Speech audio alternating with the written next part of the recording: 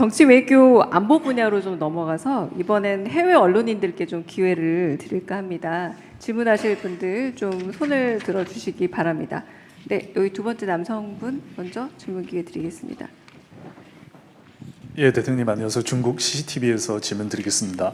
새해 첫 해외 방문 일정은 중국을 가셨습니다. 그리고 방중 결과에 대해서 어떻게 평가를 하시는지, 혹시나 좀 재미있는 에피소드가 있었는지, 향후 양국 관계를 어떻게 정진하실 건지 대통령님의 말씀 한번 부탁드리겠습니다. 감사합니다. 네. 한국말을 아주 잘하시네요.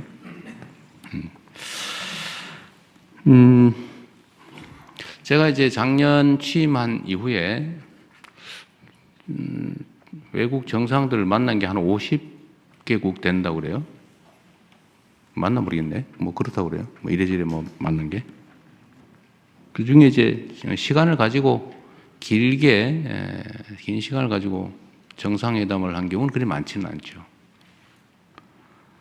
이번 방중에서 시진핑 주석과 회담은 참 유익했다고 생각합니다.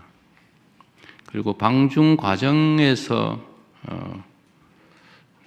중국 정부가 매우 잘 준비해서 이렇게 환대해 준 것들이 우리 대한민국 국민들께서도 다 목도를 했고, 또 중국 인민들도 함께 본 장면인데, 양국 간의 관계 개선에 큰 전기가 됐다고 생각합니다. 뭐 여러 가지 현안들이 있긴 한데, 뭐 국가 간에 좋은 측면만 있을 수는 없고 갈등적 요소도 분명히 있죠. 이런 갈등적 요소들도 잘 관리할 수 있을 거라는 확신도 들었습니다. 그리고 양국 간의 관계의 새로운 설정을 통해서 중국에게도 한국에게도 모두 도움이 되는 협력 방안도 얼마든지 만들 수 있겠다는 생각이 들었습니다. 뭐 여러 가지 면이 있죠. 경제 협력도 있겠고요. 외교 안보 분야의 협력도 중요합니다. 뭐 신뢰도 계속 제고해 나가야 되고, 예를 들면 지금 협의 중인 우리 황해에서의 수색 구조 합동 훈련 뭐 이런 것도 저는 해야 된다고 생각해요. 그리고 어떤 일이 벌어질지 모르는데, 그래서 군사 안보 분야의 협력도 신뢰 제고도 가능하게 됐다는 생각이 들고, 또 문화 교류나 또 관광 등을 통한 인적 교류도 매우 지평이 넓어졌다고 생각이 됩니다. 뭐 에피소드가 뭐 특별히 있을까? 여러분이 다 보신 장면이어서 물론 뭐 비공개된 것들도 있긴 합니다만, 저는 뭐 시진핑 주석께서 그 중국의 경제 발전, 사회 발전에 큰 성과를 냈고, 또 뛰어난 지도자라는 생각을 하게 됐습니다. 생각하는 것보다, 일반적으로 보여지는 것보다는 매우 인간적이고, 생각보다 농담도 잘 하시고, 아주 좋은 정상회담이었다고 생각합니다. 네, 해외 언론인 한 분만 더 제가 질문 받겠습니다. 앞에 여성분, 네. 예, 질문 기회 주셔서 감사합니다. 로이터 통신의 김희진 기자라고 합니다. 지금 북한과의 대화가 전혀 이루어지지 않고 있는데, 이 평행선을 달리고 있는 와중에 이제 대통령님만의 어떤 전략이 있으신지, 그리고 그 중에서 그 한반도 비핵화에 대해서 미세한 조절이나 어떤 변화도 한 번쯤 고려를 해보실 수 있으신지 궁금합니다. 네. 감사합니다. 남북 관계는 참 어려운 상황이 됐습니다. 지금도 이제 무인기 침투 문제 때문에 좀 소란스럽습니다. 북한 입장에서는, 저 북한이라고 하면 참 싫어하더군요. 북측에서는 이 정권이 교체됐는데도 이 무인기가 또 날라왔더라. 이거 뭐냐? 말로는 뭐 대화, 소통, 협력, 평화, 안정 얘기하면서 뭐 이 사실은 공식적으로 못하니까 이제는 민간인 시켜서 몰래 또는 아니면 뭐 직접이든지 뭐 이렇게 하는 거 아니냐. 뭐 그런 의심도 들었을 테고, 원래 자라보고 놀란 것은 소똥 보고 놀란다고 불신이 막 거기에 달아 있는 거죠. 제가 전에도 한 말씀 드렸습니다만, 뭐 제가 이런다고 북한 편드는 건 아니에요. 뭐 말만 하면 북한 편든다고. 역지사지 하는 게 역지사지. 네, 역지사지 하는 겁니다.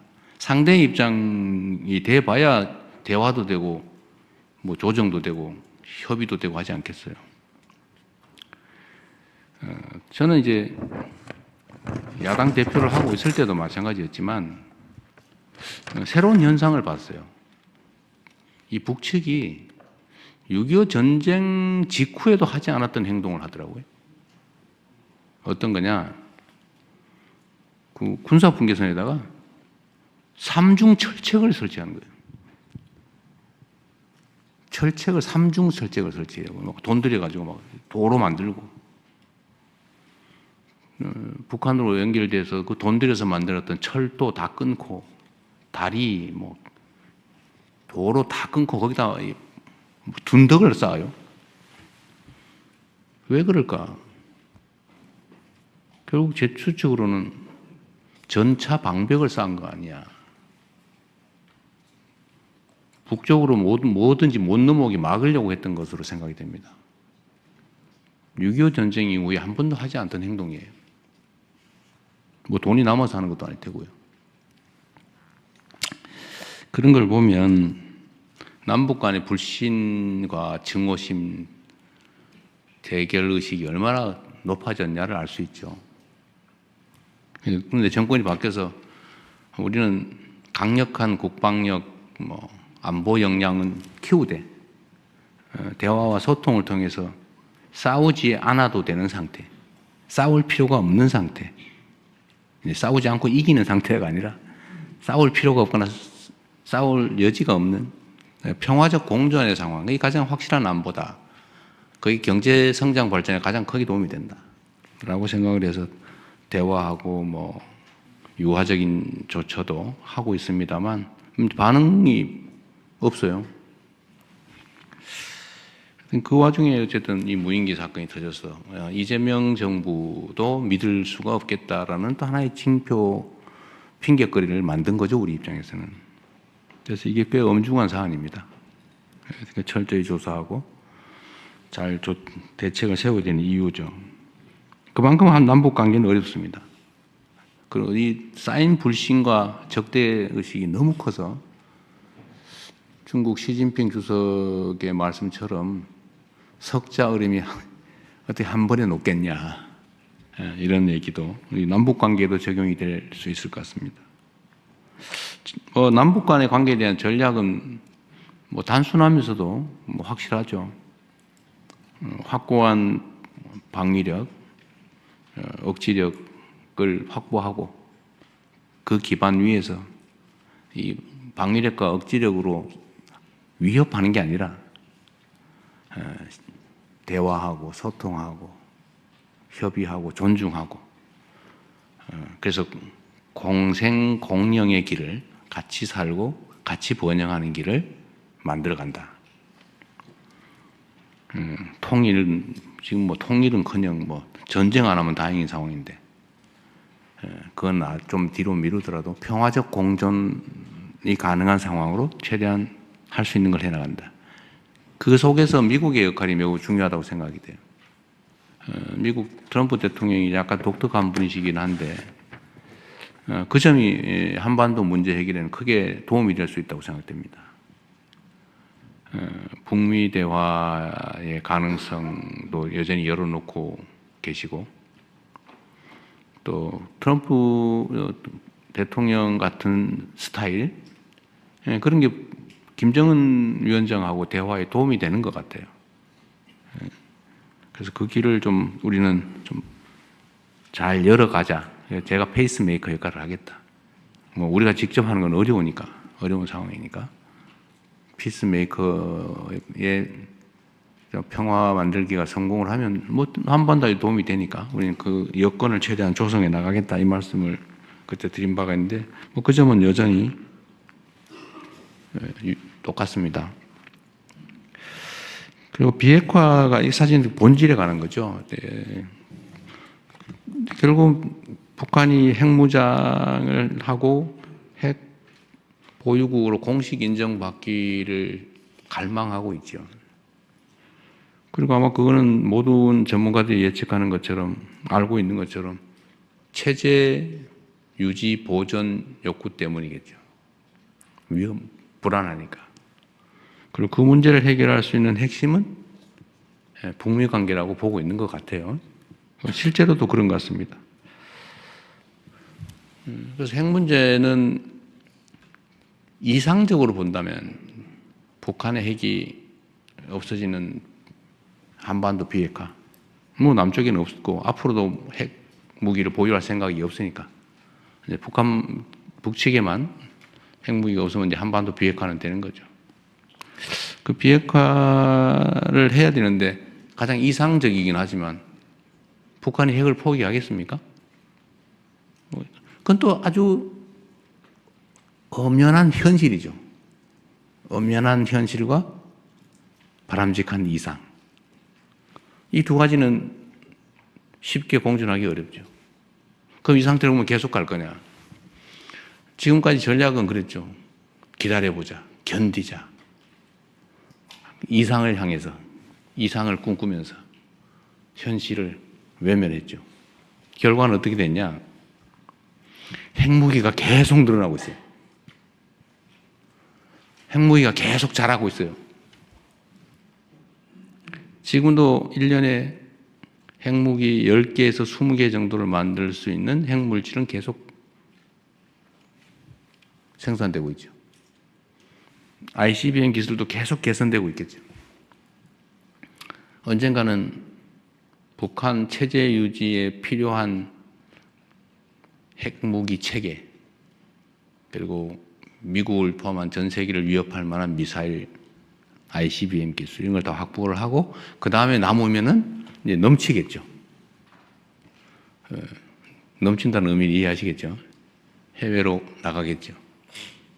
국가 밖으로, 국경 밖으로 전 세계 위험이 도래하겠죠. 이렇게 놔두는 게 과연 바람직하냐. 그래서 결국 실용적으로 접근하자라는 게 제 생각입니다. 제가 공개적으로 말씀을 드렸던 것처럼 현실을 인정하자. 그것도 이상을 포기하지 말자. 그럼 현실은 뭐냐? 계속 늘어간다. 제가 트럼프 대통령에게도 시진핑 주석에게도 딱 이렇게 얘기했던 똑같은 내용입니다. 공개적으로 한 얘기도 똑같죠. 더 이상 핵물질을 생산하지 않고 핵물질이 해외로 반출되지 않고 ICBM 기술을 더 이상 개발하지 않게 하는 것도 이익이다. 현재 상태 중단하는 것도 이익이다. 이건 현실이다. 아무도 손해보지 않는다. 중단시킨다고. 모두에게 이익이 있다. 그럼 거기에 대해서 일부 보상을 하면서 1단계로 이상은 포기하지 말고 가장 현실적인 건 중단하자. 는 협상을 하자. 다음은 핵 군축하자. 군축 협상하자.